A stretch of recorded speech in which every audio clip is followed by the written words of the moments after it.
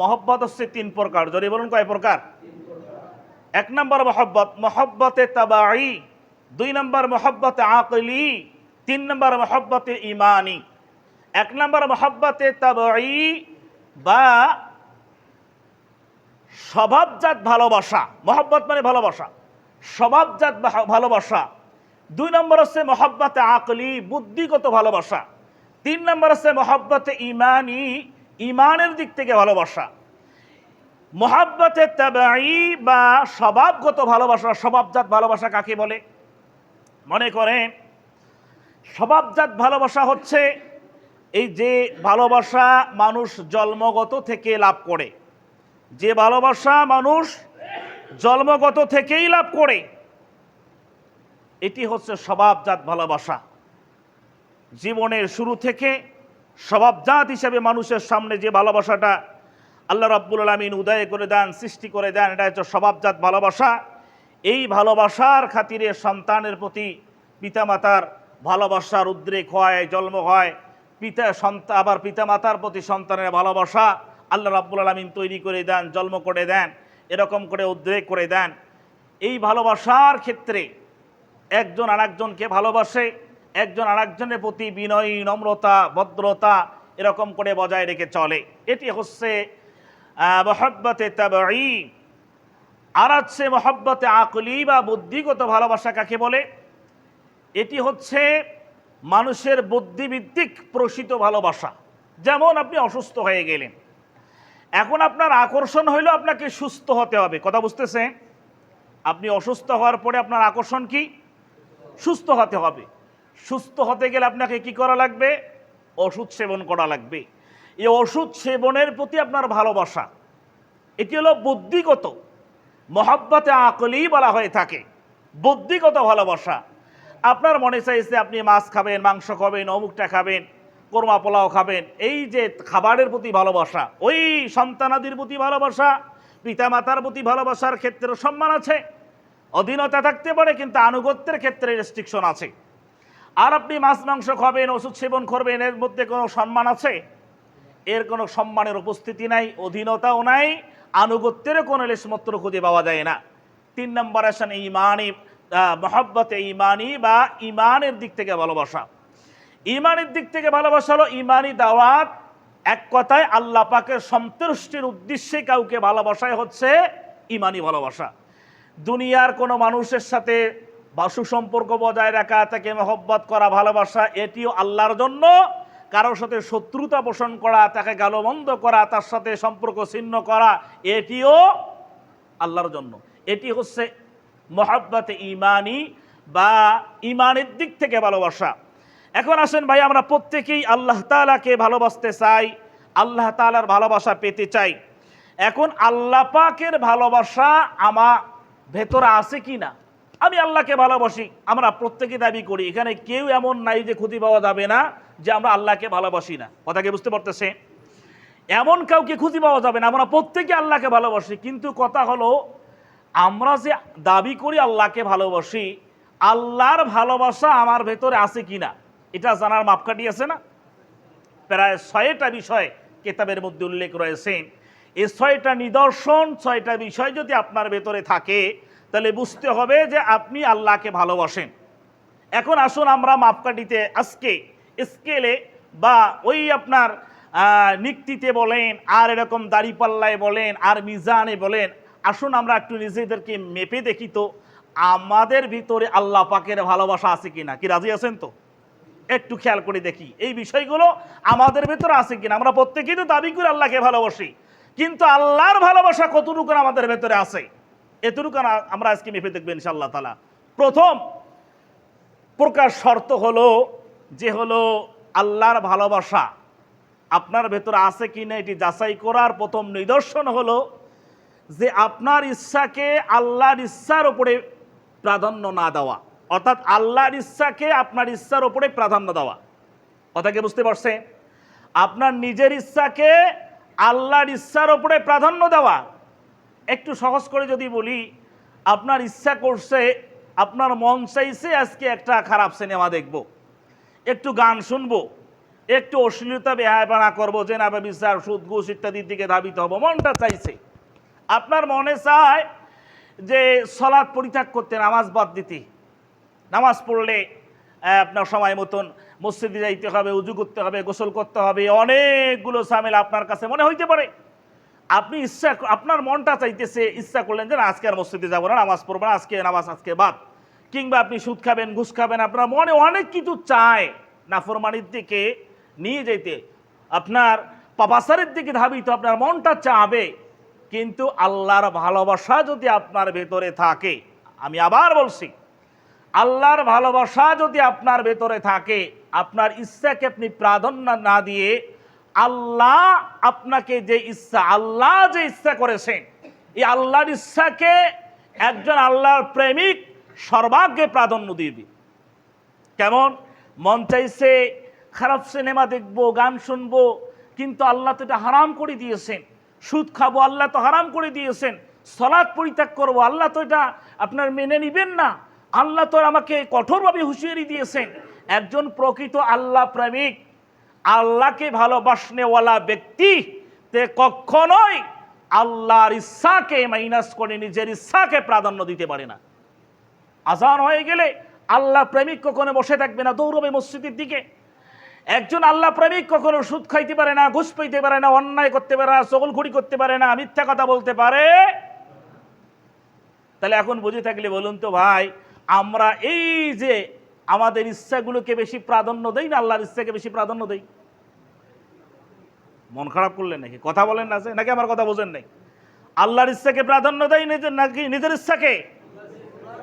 আল্লাহর ইচ্ছাকে প্রাধান্য যদি আমরা দিয়ে থাকতাম পরিকৃতভাবে, তাহলে সমাজে এত আপনার বিশৃঙ্খলা থাকতো না, এত অন্যায় অবিচার থাকতো না। এই মসজিদে ফজরের সালাতে এত কম সংখ্যক মুসল্লি। সেদিন আমি হাফেজ সাহেবকে বললাম, আমি সেদিন রাতে বেলা বাড়িতে গেছি, এখানে ফজরের পর পরেই ফজরের নামাজ ওখানে পড়ে এখানে আসি, ক্লাসে অ্যাটেন্ড হয়েছি। তো যখন আসি, পরাগ ভাইয়ের গাড়ি মোটরসাইকেলটা নিয়ে গেছিলাম যাতে ক্লাস করতে পারি আসিয়া। ফজরের সালাতের পরে যখন বাড়ির থেকে রওনা দিছি, আশ্চর্য হয়ে গেছে আমার। বড় মসজিদে আমি যখন আসি, আমি এই দৃশ্যটা জুমার দিন দেখতাম। 2 বর্ষে মানুষ ভরে গেছে, লাইন ধরে মসজিদে যাইতেছে নামাজ পড়ার জন্য। আল্লাহ আকবার, দেখিয়ে মনটা বড় ভরে গেছে। ফজরের সালাতে এরকম মুসল্লি মানুষ আপনার সাইকেল নিয়ে, মোটর সাইকেল নিয়ে অনেকগুলো মানুষ একসাথে বাইর হলো, 1-150 লোক। মনটা ভরে গেল, ফজরের সালাতে 1-150 লোক বাইর হলো। আর আপনাদের এত বড় জামাত, এই 20-25টা লোকের ঊর্ধ্বে হয় না। তা ভাই, আল্লাহর ভালোবাসা যদি আমাদের ভেতরে থাকতো, আমরা কি ওই খাতা কম্বলের নিচে শুয়ে থাকতে পারতাম? আর কথা কয় না যে মনটা তো চায় শুয়ে একটু আরামায়েশ করি। আপনার ইচ্ছাকে আপনি প্রাধান্য দিলে, আল্লাহর ইচ্ছাকে প্রাধান্য দিলে তো খাতা কম্বলের নিচে থাকতে পারতেন না। তাহলে আমরা প্রত্যেকেই দাবি করি যে আমরা আল্লাহকে ভালোবাসি, কিন্তু আমরা যখন ওজন দিয়ে দেখতেছি, এই ওজনও তো আপনার পরিমাণ, আপনার ফলাফল 0। আমাদের শোধনার দরকার আছে কিনা? আল্লাহকে ভালোবাসতে গেলে আমাদের শোধনার দরকার আছে কিনা? আল্লাহ পাক আমাদেরকে সহিহ সমঝ দান করুক, আমিন বলছি। 2 নাম্বার, আমরা যা কিছু কাজ করব না কেন, প্রত্যেকটা কাজের নীতিমেলা হিসাবে আল্লাহ রাসূলের আদর্শকে অনুসরণ করব। কার অনুসরণ? আল্লাহ রাসূলের অনুসরণ। রাস্তা চলবো, আল্লাহ রাসূলের সুন্নাহ আছে কিনা? পরিবার চালাবো, আল্লাহ রাসূলের সুন্নাহ আছে কিনা? আপনার স্ত্রীর সাথে কথাবার্তা বলবেন, মুআমালাত মুআশারাত স্ত্রীর সাথে মেলামেশা করবেন, এখানে আল্লাহ রাসূলের সুন্নাহ আছে কিনা? পরিবার থেকে শুরু করে, ব্যক্তিগত জীবন থেকে শুরু করে আন্তর্জাতিক রাষ্ট্রীয় প্রত্যেকটা ক্ষেত্রে আল্লাহ রাসূলের আদর্শ বিধিবিধানকে, আনিত বিধিবিধানকে আপনাকে ফলো করতে হবে। অন্যথায় মন করা যদি আপনি চলে, তাহলে আপনি বুঝতে হবে আল্লাহর ভালোবাসা আপনার ভেতরে নাই। এজন্য আল্লাহ সুবহানাহু ওয়া তাআলা সূরাত আলে ইমরানের 31 নম্বর আয়াতের মধ্যে উল্লেখ করেন, কুল ইন কুনতুম তুহিব্বুনাল্লাহ ফাত্তাবিউনি ইউহিব্বুকুমুল্লাহ ওয়া ইয়াগফির লাকুম যুনুবাকুম আল্লাহু গফুরুর রহিম। সুবহানাল্লাহি ওয়া বিহামদিহি। আল্লাহ পাক নবীজিকে বলেন, নবীজি আপনি বলিয়া দিন পৃথিবীর মানুষদেরকে, ইন কুনতুম তুহিব্বুনাল্লাহ, ও পৃথিবীর মানুষ, তোমরা যদি আল্লাহ পাককে ভালোবাসতে চাও, আমরা কাকে ভালোবাসবো? ভালোবাসতে চাই কি না? তা আল্লাহ পাক বললেন যে পৃথিবীর মানুষগুলো যদি আমি আল্লাহকে ভালোবাসতে চায়, নবীজি আপনি বলিয়ে দেন ফাত্তাবিউনি, তারা যেন আপনার ইতায়াত করে। সুবহানাল্লাহ। আল্লাহর নবীকে অনুসরণ করে আপনি রাস্তা চলবেন কেমনে, আপনার শরীরের মাথার চুলের কাটিং হবে কেমনে, মুখে আপনি দাড়ি রাখবেন কি রাখবেন না, পাঞ্জাবি পরবেন কি পরবেন না, আল্লাহর নবী কেমনে পরেছেন, মাথায় টুপি দিয়েছেন কি দেন নাই, চুল কেমনে কেটেছেন, রাস্তা কেমনে চলেছেন, সমাজ কেমনে মেনটেন করেছেন, রাষ্ট্র কেমনে মেনটেন করেছেন, পরিবার কেমন করে চালিয়েছেন, প্রত্যেকটা ক্ষেত্রে আল্লাহর নবীর আদর্শকে, বিধিবিধানকে আপনাকে ফলো করতে হবে। আল্লাহ বলছেন ফাত্তাবিউনি, আল্লাহর নবীকে অনুসরণ তোমরা করো। এখানে দেখেন, আপনি ভালোবাসবেন দুনিয়ার কাউকে আল্লাহর জন্য, আল্লাহর নবীকেও যদি আপনি ভালোবাসেন তাহলে কার জন্য বাঁচতে হবে? আল্লাহর জন্য।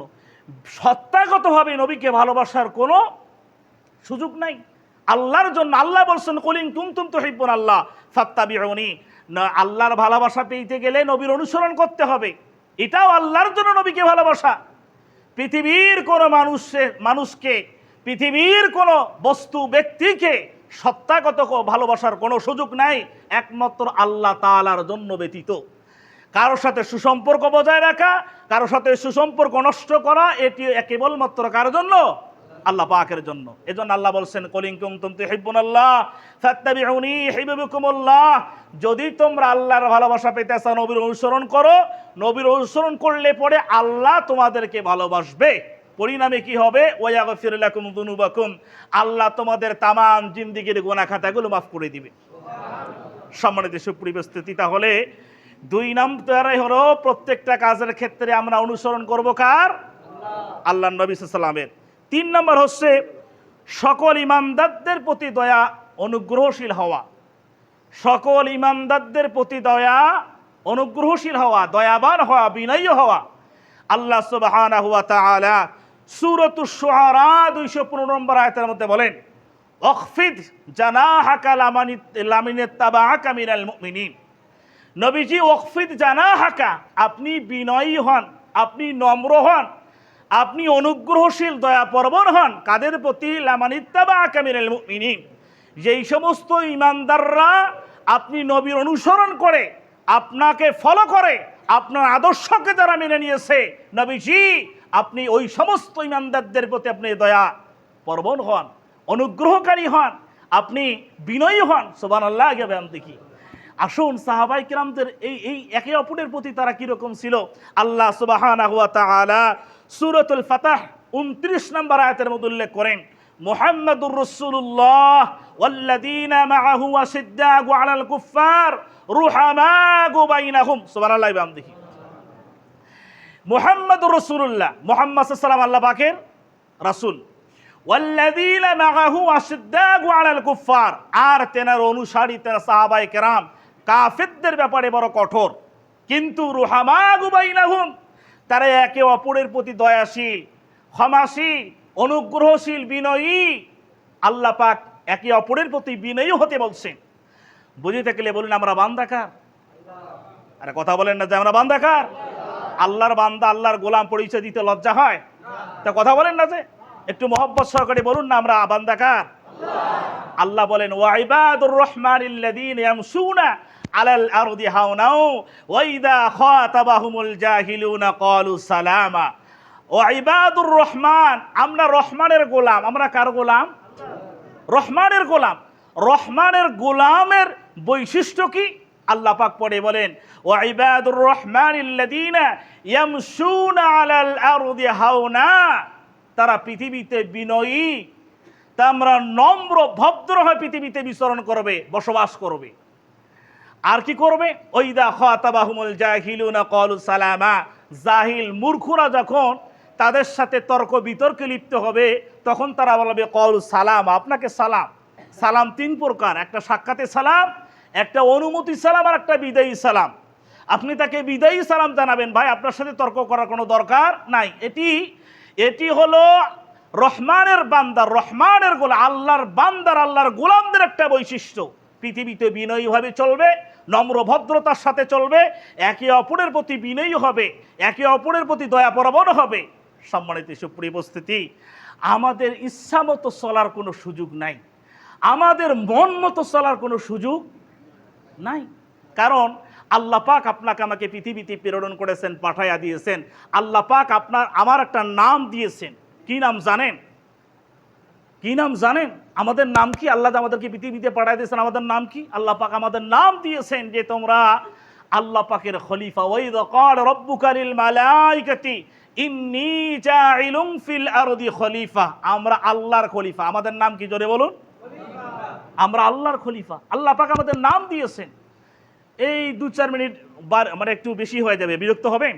কি বলবো বিষয়টা যদি আসলে একদম কমপ্লিট করে দিই ইনশাআল্লাহ তাআলা। মহব্বতের সেরা আজকে শেষ হবে না, আরো বিষয়গুলো আছে সামনের জমা ইনশাআল্লাহ তাআলা বলবো। এই বিষয়টা শেষ করে দিয়ে আজকের মতো ইনশাআল্লাহ তাআলা বিদায় নেব। সম্মানিত সুপ্রিয় উপস্থিতি,